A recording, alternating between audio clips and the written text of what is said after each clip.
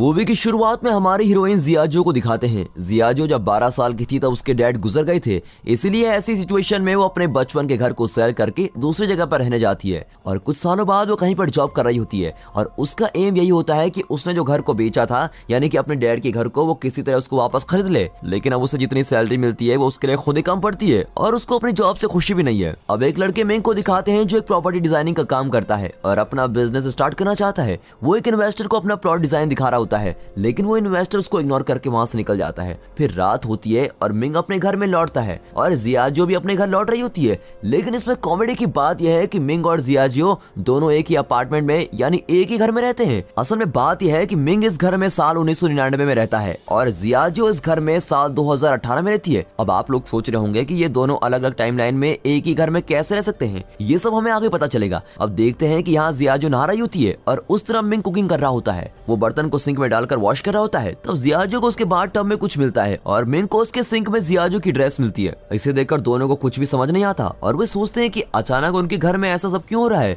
लेकिन बहुत थक जाने के कारण दोनों इसके बारे में ज्यादा नहीं सोचते और बेड पर जाकर सो जाते हैं। फिर अगले दिन सुबह मिंग के चेहरे पर जियाजो एक जोर का तमाचा लगाती है। वो दोनों शॉक होकर उठकर देखते हैं तो उन दोनों के कमरे मिक्सअप हुए होते हैं और वो कमरा पहले से भी बड़ा होता है। अब ये सब देखते ही दोनों घबरा जाते हैं। फिर जियाजो मिंग को चोर समझकर वहाँ की चीजों से मारने लगती है और मिंग भी यहाँ वहाँ भाग रहा होता है। तब उन्हें समझ में आता है कि दोनों के कमरे मर्ज हुए हैं। अब मिंग उसके कमरे से विंडो से बाहर देखता है, तब वहाँ बादल छाए हुए होते हैं और यहाँ जियाजो अपने कमरे से बाहर देखती है तो वहाँ तेज धूप होती है। फिर मिंग अपना डोर ओपन करके बाहर जाता है, तब उसे कुछ अलग नजारा नहीं दिखता। वो अब तक साल 1999 में होता है। लेकिन जब जियाजो मिंग के दरवाजे से बाहर देखती है तो वो एकदम शॉक हो जाती है, क्योंकि वो अब तक तो ईयर 2018 में जी रही थी, लेकिन उसे बाहर 1999 के सीन्स दिखते हैं और वो घबराकर अंदर आती है और डोर लॉक कर देती है। फिर वो अपने कमरे के दरवाजे को खोलकर देखती है, तब वो फिर से 2018 में आ जाती है। लेकिन अब ये देखकर मिंग बड़ा ही हैरान हो जाता है, क्योंकि वो अब तक 1999 में जी रहा था और अब 2018 में टेक्नोलॉजीज और भी एडवांस हो गई होती हैं। फिर दोनों घबराकर अंदर जाकर डोर लॉक कर देते हैं। फिर वे दोनों समझ जाते हैं कि दोनों एक ही अपार्टमेंट में अलग अलग टाइमलाइन में जी रहे हैं।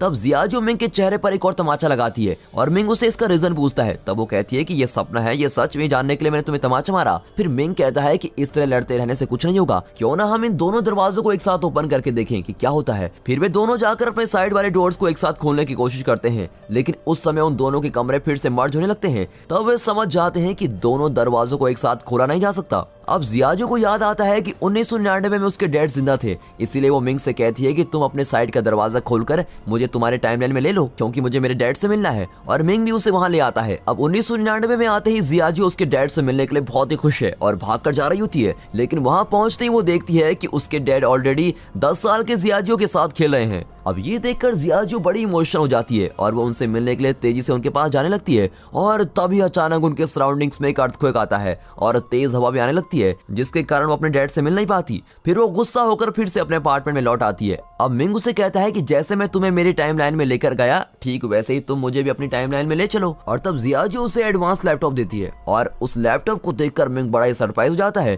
क्योंकि उसके टाइमलाइन में तो सिर्फ कंप्यूटर्स हुआ करते थे। तब वो खुद को फ्यूचर में देखने के लिए उस लैपटॉप में अपना नाम टाइप करके सर्च करता है। तब उसके सराउंडिंग्स में अर्थक्वेक आने लगती है और फिर जियाजो को ये समझ आता है और वो मिंग से कहती है कि हम दोनों हमारे पास्ट या फ्यूचर के लोगों से कांटेक्ट नहीं कर सकते और ऐसा करने की कोशिश करते ही इस तरह के अर्थक्वेक आ जाएंगे और इस तरह हम दोनों एक साथ डोर ओपन नहीं कर सकते। अब तुम्हारे डोर को सिर्फ तुम ही ओपन कर सकते हो और मैं उससे बाहर आ सकती हूँ, और मेरे डोर को सिर्फ मैं ही ओपन कर सकती हूँ और तुम उससे बाहर आ सकते हो। इस तरह वो मिंग को ये सारी बातें समझाती है। अब अगले सीन में एक साइंटिस्ट और एक अमीर बिजनेसमैन एक मीटिंग में बातें करते हुए दिखाते हैं। तब वो साइंटिस्ट कहता है कि हमने उस डायमेंशनल टाइमलाइन को क्रिएट कर लिया है, लेकिन वो टाइमलाइन हमारी जगह पर ना आकर इस सिटी में किसी और प्लेस में क्रिएट हो गई है और हमें किसी भी तरह उस प्लेस को फाइंड करना होगा। इस तरह वो उस बिजनेसमैन से कहता है, लेकिन उस बिजनेसमैन के माइंड में सिर्फ एक ही बात चलती है कि उस टाइमलाइन के जरिए बहुत सारे पैसे कैसे कमाए जाए। लेकिन मीटिंग खत्म हो जाती है पर बिजनेसमैन का चेहरा नहीं दिखाया जाता। अब रात हो जाती है और मिंग और जियाजो को नींद नहीं आती। तब जियाजो कहती है कि मेरे डैड मुझे छोड़कर ऊपर चले गए, इसलिए मैं ऐसी सिचुएशन में आ गई हूँ।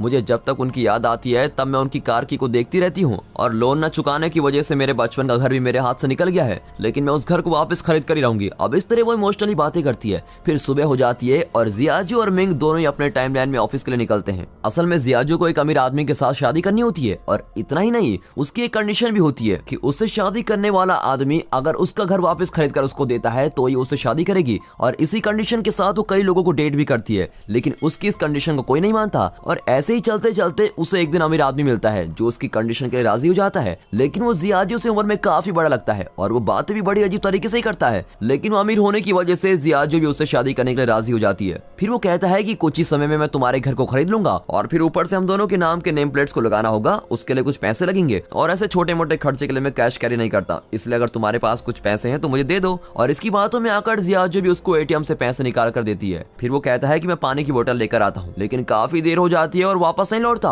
और तब जियाजियो को पता लगता है कि वो असल में एक चोर था और वो उसके पैसे भी लेकर चला गया। इससे जियाजियो बहुत ही अपसेट होती है और पुलिस आकर इन्वेस्टिगेट करने तक वो बैंक के बाहर ही बैठी रहती है। यहाँ मिंग अपने ऑफिस के रेस्ट रूम के अंदर बैठकर ड्रिंक्स ले रहा होता है। तब उस रेस्ट रूम में उस कंपनी का ओनर, उसका मैनेजर जूनी और उसके साथ और एक एम्प्लॉइज, ऐसे 3 लोग आते हैं। तब उनसे ओनर कहता है कि हमें आगे चलकर और भी बिजनेस करना है और इसके लिए मेरे पास बहुत सारे आइडियाज हैं, और ये कहकर चला जाता है। और उसके जाते ही जूनी उस एम्प्लॉय से कहता है कि उस ओनर को धोखा देकर हमें उसके सारे पैसे लेने होंगे और फिर हम उसे बैंक में फंसा देंगे, और इस तरह उस एम्प्लॉय को अपना प्लान बता देता है। तब बाथरूम में दिखाते हैं जहाँ मिंग कुछ गिरा देता है और उसकी आवाज सुनकर जूनी समझ लेता है कि किसी ने उनका प्लान सुन लिया है। फिर वो बाथरूम के पास जाकर झुककर देखता है और मिंग के पैर को पकड़कर खींच लेता है और उसको बाहर निकालता है। फिर मिंग को देखते ही वो कहता है, अच्छा तुम्हें कोई बिजनेस स्टार्ट करने के लिए पैसों की जरूरत थी ना, उसके लिए मैं तुम्हें बैंक से लोन अरेंज करवा कर देता हूँ, लेकिन तुम मेरी कही हुई बातों को किसी और से नहीं कहोगे। तब मिंग भी कहता है ठीक है, मैं सोचकर बताता हूँ। फिर थोड़ी देर बाद जूनी मिंग को अपने कैबिन में बुलाकर कहता है कि मैं तुम्हें क्यों लोन अरेंज करके दूं, तुमने तो सिर्फ मेरी बात सुनी है लेकिन तुम्हारे पास उसका कोई प्रूफ तो नहीं है, और अब तो मैंने तुम्हें नौकरी से भी निकाल दिया है, तो तुम अब घर जा सकते हो। इस पर मिंग उससे कई बार रिक्वेस्ट करता है और कहता है मैं इस बात को किसी और से शेयर नहीं करूंगा और प्लीज मुझे नौकरी से मत निकालिए, लेकिन जूनी उसकी बातों को इग्नोर करता है और उसे नौकरी से निकाल देता है। यहाँ जियाजियो एक ज्वेलरी शॉप में काम कर रही होती है। तब वहाँ उसकी बचपन की बेस्ट फ्रेंड जियाओया आती है और कई सालों के बाद मिलने से वो काफी खुशी से बातें करते हैं। जियाओया ने एक अमीर आदमी से शादी की होती है और ये बात वो जियाजियो को बताती है। तब जियाजियो भी उससे कहती है कि हाँ मेरे हस्बैंड भी बहुत अमीर है और वो हमेशा बिजी रहते हैं, और इस तरह वो उससे झूठ कह देती है। तब जियाओया उससे कहती है कि आज रात तुम अपने हस्बैंड को साथ लेकर आओ, हम डिनर साथ में करेंगे और मैं भी अपने हस्बैंड को साथ लेकर आऊंगी, और ये कहकर वहाँ से चली जाती है। और अब जियाजियो एक बड़ी प्रॉब्लम में फंस गई है। झूठ कहने के कारण उसे अब समझ नहीं आता कि वो इसे कैसे हैंडल करे। तब उसे एक आइडिया आता है। वो मिंग को अपना हस्बैंड होने की एक्टिंग करने को कहती है और वो एक कोट को रेंट पे ले लेती है और मिंग को उसको पहनने के लिए कहती है। फिर वो मिंग को इस तरह रेडी करती है जैसे वो बहुत ही अमीर बिजनेसमैन लगे। फिर वो जियाओया की कहीं भी जगह पर जाते हैं और वहाँ जियाजियो मिंग को अपना हस्बैंड कहकर इंट्रोड्यूस कराती है और कुछ देर तक सब कुछ नॉर्मल चल रहा होता है। फिर खाना खाते समय मिंग अपने खाने को जल्दी खाकर खत्म कर देता है और फिर वो अपना कोट उतारकर साइड में रखता है, और तब जियाओया और उसका हस्बैंड सिचेंग नोट करते हैं कि मिंग के कोट पर लिखा हुआ है यहाँ कपड़े रेंट पर दिए जाते हैं।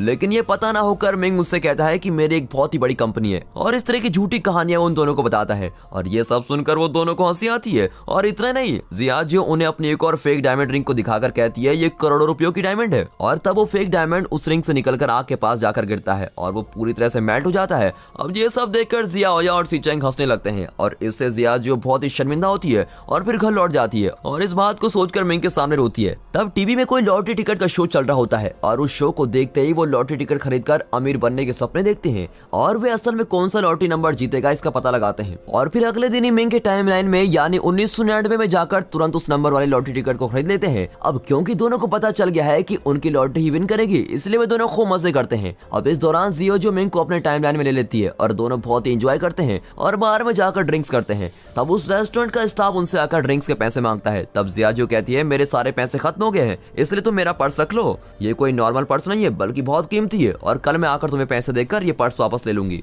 अब अगले दिन सुबह होते ही दोनों उठकर लॉटरी टिकट के रिजल्ट को जानने के लिए बड़े क्यूरियस होते हैं और एज एक्सपेक्टेड उनकी लॉटरी टिकट ही विन करती है। लेकिन तब अचानक उनका लॉटरी टिकट में से नंबर गायब हो जाता है और दोनों बड़े उदास हो जाते हैं। फिर उन्हें समझ में आता है कि वो उनके फ्यूचर को चेंज नहीं कर सकते, और तब अगले दिन जियाजियो उस रेस्टोरेंट में जाकर अपना पर्स वापस मांगती है। तब वो स्टाफ मना कर देता है और कहता है कि पहले पैसे दो, लेकिन उसके पास तो पैसे होते नहीं और गुस्से में वो घर लौट रहे होते हैं। तभी उस समय एक बड़े एडवर्टाइजमेंट स्क्रीन पर मिंग को दिखाते हैं। असल में वो 2018 की टाइमलाइन में रहने वाला मिंग है और फ्यूचर में मिंग एक अमीर बिजनेसमैन बना होता है और अब वो मीडिया पर इंटरव्यू देने आया होता है। उसको देखकर मिंग शॉक हो जाता है और सोचता है कि मैं फ्यूचर में ऐसे कैसे बन गया हूँ। फिर दोनों जहाँ फ्यूचर मिंग इंटरव्यू दे रहा होता है उस जगह पर पहुंच जाते हैं। वहां जाकर जब मिंग फ्यूचर मिंग के पास जाने की कोशिश करता है तब वहां फिर से अर्थक्वेक आता है और फिर वो प्रोग्राम भी कैंसिल हो जाता है। तब फ्यूचर मिंग को ऐसा लगता है कि वो इसके पहले जियाजियो से मिला है। इस तरह जियाजियो से जुड़ी हुई बातें उसे याद आती है और यहाँ मिंग स्लिप होकर नीचे गिरता है और उसके हाथ पर चोट आती है। जाती है तब फ्यूचर मिंग के हाथ पर भी वही चोट आती है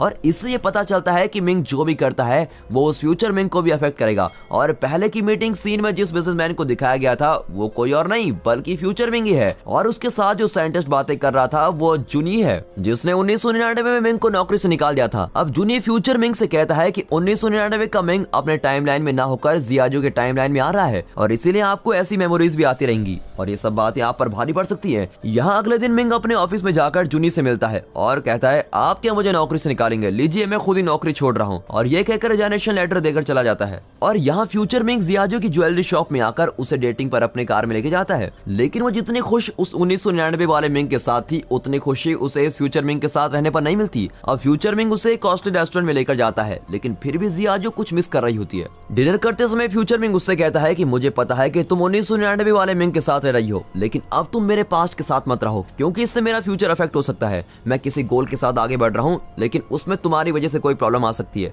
और तुम्हारे बचपन के घर को मैं तुमको वापस खरीद कर दे दूंगा लेकिन उसके बदले में तुम्हें 1999 वाले मिंग को छोड़कर उसे दूर जाना होगा। अब ये सुनकर और कोई रास्ता न होने पर जियाजो भी इसके लिए एग्री करती है लेकिन वो उस घर के लिए नहीं बल्कि उसकी वजह से मिंग के फ्यूचर में कोई प्रॉब्लम्स ना हो ये सोचकर हाँ कर देती है। फिर जियाजो घर आते ही मिंग से कहती है कि मुझे और कोई जगह पर अच्छी नौकरी मिल चुकी है इसलिए मैं यहाँ से जा रही हूँ। और अगले दिन सुबह होते ही वो अपना सारा सामान लेकर उस अपार्टमेंट से बाहर निकलती है और मिंग को छोड़कर जाने के बारे में सोचकर रोने लगती है लेकिन जियाजो ने अपने टाइमलाइन में जाते समय उसके डोर को लॉक नहीं किया होता है और वो जरा सा ओपन रह जाता है और इसे मिंग भी नोट करता है और अब मिंग जियाजो की हेल्प के बिना ही उस टाइमलाइन में इजीली जा सकता है। अब मिंग के टाइमलाइन में उसका मैनेजर जूनी उस कंपनी के ओनर पर अटैक करता है और इससे ओनर बेहोश हो जाता है। फिर जूनी घबराकर उसे ड्रिंक्स पिलाने लगता है। असल में उसका प्लान ये होता है कि उसे ड्रिंक्स पिलाकर नशे में उसको मारना होगा ताकि लोग समझेंगे कि वो एक एक्सीडेंट से मरा है। अब जियाजो के टाइमलाइन को दिखाते हैं और वो काफी सालों बाद अपने बचपन के घर में लौटी है। तब जियाजो ने जिस पर्स को एक रेस्टोरेंट के स्टाफ को दिया था वो पर्स फ्यूचर मिंग लाकर उसको देता है और तब जियाजो नोट करती है कि मिंग के कोट पर रेंट वाले शॉप का स्टिकर लगा होता है और ये देखते ही वो समझ लेती है कि वो फ्यूचर मिंग नहीं बल्कि 1999 वाला मिंग है।